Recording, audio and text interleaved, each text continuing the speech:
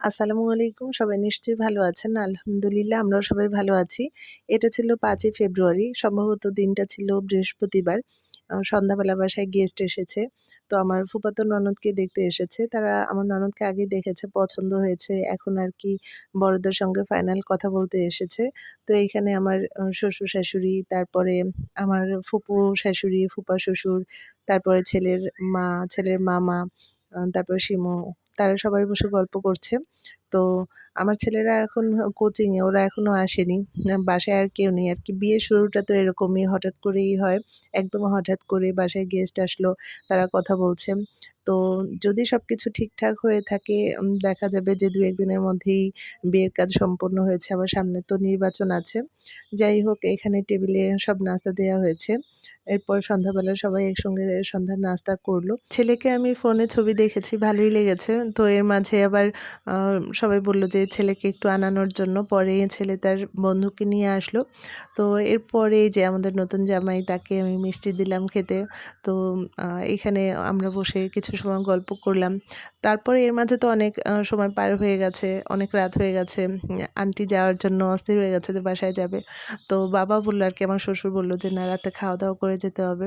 তারা কিছুতেই রাজি না। তো এরপর আমরা এই যে আমাদের গলির মুখে যে হট প্লেট রেস্টুরেন্টটা, সেখানে আসলাম। সেখানে আমি, শিমু, তারপরে ছেলের মা, ছেলের মামা, ছেলে, ছেলের বন্ধু, বাবা, আমরা এই কজন এসেছি। তো এখানে এসে আমরা রাতের ডিনারটা সবাই একসঙ্গে করলাম। আমাদের সাথে মেয়েকেও নিয়ে আসতে চেয়েছিলাম, কিন্তু মেয়ে আসতে চাইল না। একদম নতুন তো, এই সময়টা ভয় লজ্জা ২ টাই অনেক বেশি থাকে। তো অনেক রাত হয়ে গেছে। আমরা খাওয়া-দাওয়া করে তারপর এই যে এখন বাসায় যাচ্ছি। এটা তো ছিল ৫ই ফেব্রুয়ারির ঘটনা। এরপরে সবার কাছ থেকে বিদায় নিয়ে আমরা বাসায় চলে গিয়েছিলাম। আর এটা ছিল ৯ই ফেব্রুয়ারি মাগরিবের পরে আরকি, সন্ধ্যার পরে বাসায় গেস্ট এসেছে, সঙ্গে হুজুরও আছে। তো আজকের এই প্রোগ্রামটা একদম হঠাৎ করে।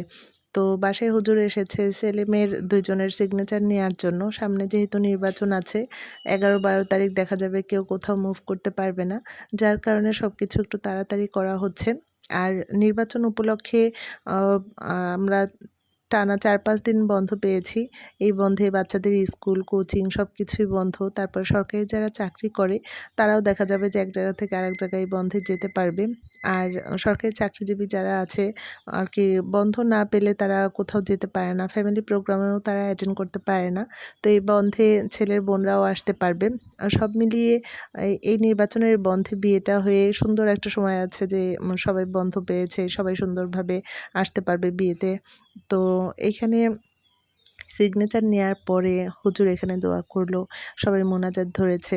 বছরের শুরুটা আমার কখনোই ভালো কাটে না আরকি। জানুয়ারি মাসটা আমার কখনোই ভালো লাগে না এখন। কারণ জানুয়ারি মাসে আম্মুর মৃত্যুবার্ষিকী। তাছাড়া এবছর তো ২০২৬ এর শুরুটা আমাদের অনেক ভয় এবং অনেক কষ্টের মধ্যে দিয়ে কেটেছে। কারণ আমার শ্বশুর তো একদম হঠাৎ করে অসুস্থ হয়ে পড়েছিল অনেক, যখন আমরা ঢাকা ছিলাম তখন।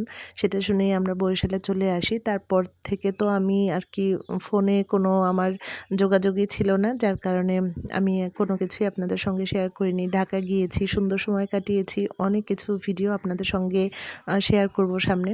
যাই হোক, বিবাহ সম্পন্ন হয়েছে। সবাই একসঙ্গে সন্ধ্যার নাস্তা করলাম। ভিডিওটা আর বড় করব না। আজকে তাহলে এখানেই রাখছি। আবার অন্য কোনো দিন গল্প করতে চলে আসব। সে পর্যন্ত আপনারা সবাই ভালো থাকবেন। আর আজকের ব্লগটা ভালো লেগে থাকলে অবশ্যই একটা ছোট্ট করে কমেন্টস করবেন। খোদা হাফেজ।